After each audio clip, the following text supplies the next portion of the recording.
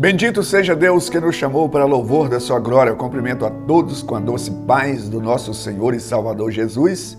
E é com alegria que estamos chegando até você com mais um programa Mensagem de Vida. O nosso tema hoje, o perigo da incredulidade. Mas antes da nossa meditação, eu quero deixar um convite a você estar conosco nesta terça-feira às 19h30, no culto de oração e libertação. Ou então na quarta-feira às 15 horas na tarde da bênção. Na quinta-feira nós reunimos em células às 20 horas nos lares. No sábado às 19h30 no templo, no culto de adoração a Deus. E no domingo nós reunimos em 2 horários, sendo que às 9 horas da manhã é o culto de ensino das Sagradas Escrituras e às 19 horas o culto de celebração a Deus. Fica aí o nosso convite. É sempre uma alegria receber pessoa como você em uma de nossas igrejas. Como eu já anunciei, eu quero pensar com você aqui sobre o perigo da incredulidade. Quando nós desacreditamos nas promessas de Deus, nós bloqueamos o caminho de acesso à provisão de Deus. E é muito importante que tenhamos fé em Deus Todo-Poderoso. E quando entramos para o caminho da dúvida, para o caminho da incredulidade, isso neutraliza todo o potencial que nós teríamos para apossar daquilo que Deus destinou aos seus filhos. E nós, como filhos de Deus, Ele não nos excluiu.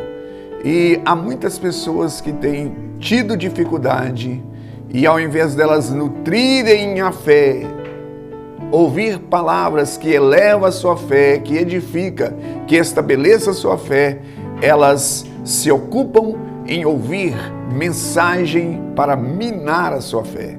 E existe muitos. Aliás, uma das grandes armas de Satanás é levantar pessoas para minar, ou então para ensinar errado, para a pessoa ter uma decepção e não acreditar no Deus Todo-Poderoso.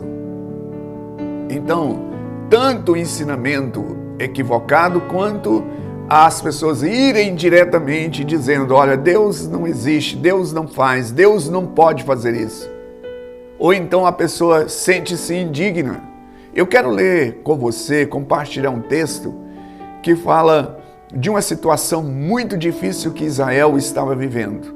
Porque o rei da Síria tinha sitiado a Samaria, que era a capital de Israel nesse período, de maneira que não entrava nenhuma provisão, ou seja, alimento, não podia entrar.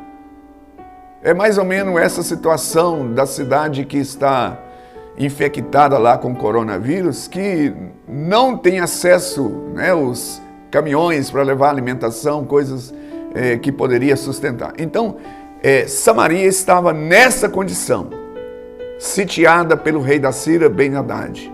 E eu quero ler esse texto, e Deus, então, por meio do profeta, falou que ia dar alimento.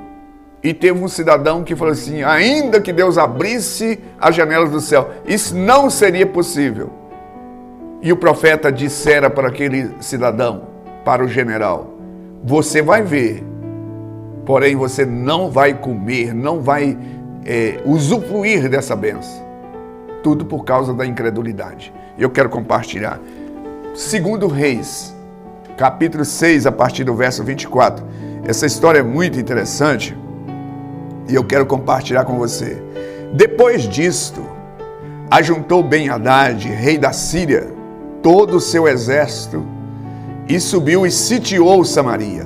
Houve grande fome em Samaria, eis que a sitiaram, a ponto de se vender a cabeça de um jumento por 80 siclos de prata, e um pouco de esterco de pomba de 5 ciclos de prata. Passado o rei de Israel pelo muro, gritou-lhe uma mulher, acode-me, ó rei, meu senhor. E ele disse, se o Senhor te não acudir, donde te acudirei eu? Da eira ou do lagar? Perguntou o rei. Que tens? Respondeu ela.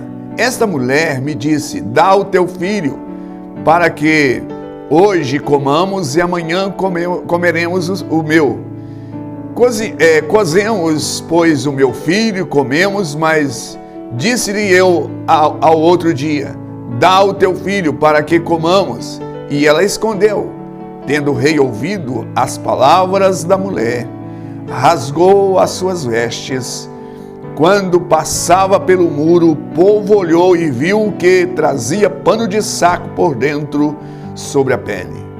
Disse o rei, assim me faça Deus o que bem lhe aprouver, se a cabeça de Eliseu, filho de Safate, lhe ficar hoje sobre os ombros. Estava, porém, Eliseu sentado em sua casa, juntamente com os anciões, e enviou o rei um homem de diante de si, mas antes que o mensageiro chegasse a Eliseu, disse este aos anciões, vede como o filho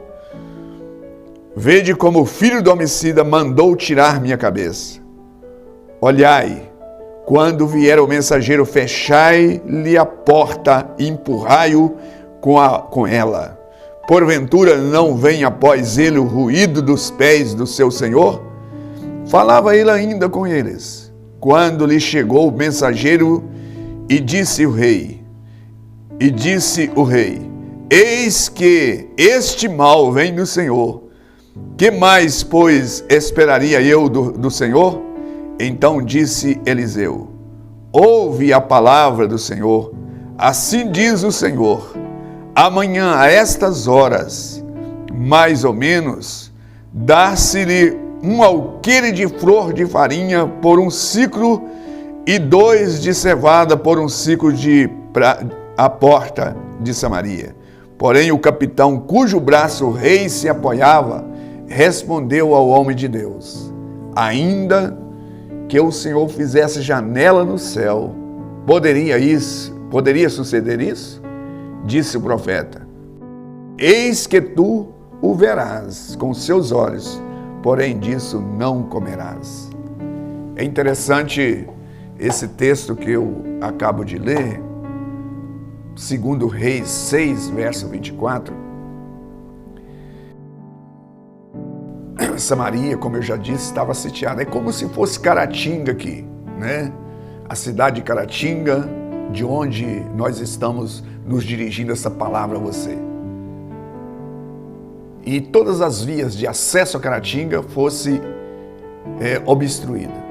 E aí, de maneira que não entrasse caminhão com arroz, feijão, óleo, todo gênero alimentício fosse impedido. E aí o que ia ocorrer com esta cidade? Fatalmente faltaria o alimento e as pessoas ficariam na ruína. Este foi o caso de Samaria. Samaria era cercada, como era de costume, as cidades eram muradas, com grandes muralhas, para impedir os invasores. Só que o rei da Síria, ele armou a estratégia, senão não vão ficar tentando quebrar essas muralhas. Nós não vamos ficar atirando lança por cima das muralhas. Nós vamos simplesmente bloquear as vias de acesso a essa cidade, porque tão logo acabando os alimentos, eles terão que sair e nós o apanhamos. É o que ocorreu. De maneira, a situação ficou tão caótica que eles começaram a comer os animais. Comer as fezes dos pombos, é o que eu li aqui. As fezes dos pombos eram usadas como sal. Ouça o que eu vou ler. O verso 25 do capítulo 6.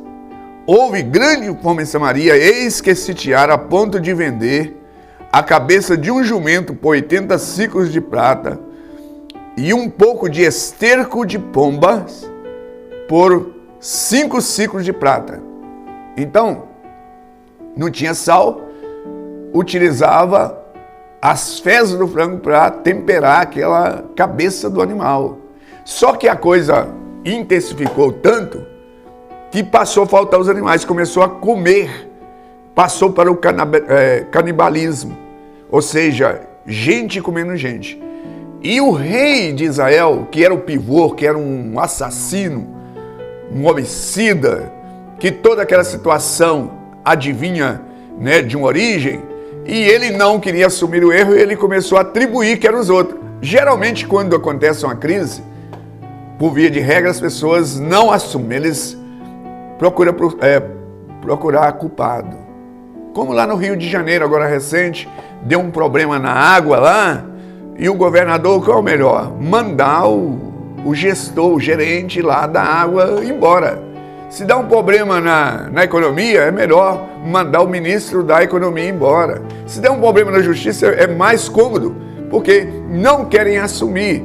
Isso também ocorre na casa. Quando tem um problema no lar, as pessoas começam, ao invés delas irem resolver o problema, o marido coloca a culpa na mulher, a mulher coloca no marido, coloca no filho, e outro coloca no governante, coloca na escola, e assim que às vezes acontece. Mas esse episódio tinha uma origem, por causa do rei de Israel, que era um homicida. E ele então achou mais fácil atribuir essa culpa ao profeta Eliseu. Por isso que ele disse essas palavras, né? Ele falou no verso 31 deste capítulo 6, diz assim: assim me faça Deus o que bem lhe aprover, se a cabeça de Eliseu, filho de Safate, ficar sobre os ombros. Ou seja, eu vou decapitá-lo, eu vou cortar a cabeça dele, porque ele que é culpado. E ele então manda o mensageiro, mas ele vai no rastro do seu general, né? E o general, ele chega, antes de chegar, Eliseu tiver a revelação de que ele estava no seu encalço, mas Eliseu preparou uma palavra assim: não, fica em paz, porque amanhã vai ter alimento em abundância em Samaria. E essa foi a palavra: amanhã vai ter alimento vendido a preço. Porque a questão de Samaria não é a falta de dinheiro, eles tinham dinheiro, mas só não tinham alimento, porque tinha, né, a escassez, por causa não chegava o alimento até lá, mas eles tinham dinheiro. E aí ele fala nestas palavras: ouve a palavra do Senhor, assim diz o Senhor, amanhã a estas horas mais ou menos, dá-se um alqueire de flor de farinha por um siclo, e 2 de cevada por um siclo à porta de Samaria. Quando o general ouviu isso, ele falou assim: isso é impossível, isso não tem como acontecer. Mas Deus, que é o Todo-Poderoso, o Senhor dos céus e da terra, Ele proveu. Ele proveu. E a Bíblia diz que os sírios estavam lá em posição de guerra, e o Senhor Deus então mandou um ruído, né, tão forte, que eles tiveram que sair às pressas desse lugar. Eles tiveram que fugir, não tiveram outra alternativa. A Bíblia registra isso assim de maneira tão pontual. Diz o seguinte: porque o Senhor, verso 6 do capítulo 7, porque o Senhor fizera ouvir no arraial dos sírios um ruído de carros e de cavalo, e o ruído de um grande exército, de maneira que disseram uns aos outros: eis que o rei de Israel alugou contra nós os reis dos heteus, os reis dos egípcios, para virem contra nós. Pelo que se levantaram e fugiram ao anoitecer, deixando as suas tendas, os seus cavalos, os seus jumentos e o arraial como estava, e fugiram para salvar a vida. No que eles fugiram, o povo de Israel foi notificado por 4 homens leprosos que levaram essas notícias, que os sírios tinham deixado tudo para trás, e eles voltaram, e houve bonança e muito alimento, aonde eles não o preço ficou acessível a todas as pessoas. E quem que estava controlando esse fluxo de pessoa faminta? era justamente o general. O general que duvidou da palavra de Deus. O general que colocou dúvida, né? E ele ficou com dúvida. E olha o que ocorreu. Eu quero ler. Assim se cumpriu o que falara o homem de Deus, ao rei. Amanhã, a estas horas, mais ou menos, vender-se-ão 2 alqueires de cevada por um ciclo e um de flor de farinha por um ciclo à porta de Samaria. Aquele capitão responder ao homem de Deus, ainda que o Senhor fizesse janela no céu, poderia suceder isso? Segundo essa palavra, dissera o profeta, eis que tu verás com os teus olhos, porém, disse, não comerás. Assim sucedeu porque o povo atropelou a porta e ele morreu. E eu estou aqui falando sobre a incredulidade. Quando nós duvidamos, quando nós tomamos dúvida ao Deus Todo-Poderoso. Deus pode usar os meios nada convencionais. Era impossível Israel sair daquela situação, mas Deus fez com que a palavra do profeta se cumprisse e o milagre. E eu quero profetizar sobre a sua vida. Quem sabe a sua situação, você não vê saída, seja na sua vida familiar, sua vida espiritual, nos seus negócios. Eu quero profetizar, quero que você creia e não duvida no seu coração, porque há um Deus no céu que pode todas as coisas. Eu quero orar, se você quiser orar comigo. Pai Santo que está nos céus, mas também está onde se invoca o seu nome. E eu chamo por ti, para que o Senhor contemple a situação desta pessoa que está vivendo um problema, uma crise, uma situação tão difícil, que somente a interferência do Senhor pode reverter esse quadro de tristeza e de angústia. Por isso eu suplico ao Senhor, manifesta o teu poder e, ó Deus, e muda para melhor. E que esta pessoa possa crer, sem duvidar, na boa mão do Senhor. Eu oro a ti em o nome de Jesus. Graças a Deus. Graças a Deus. Estamos chegando ao final de mais um programa e eu aguardo você no próximo. Igreja Batista Renascer, uma mensagem de vida.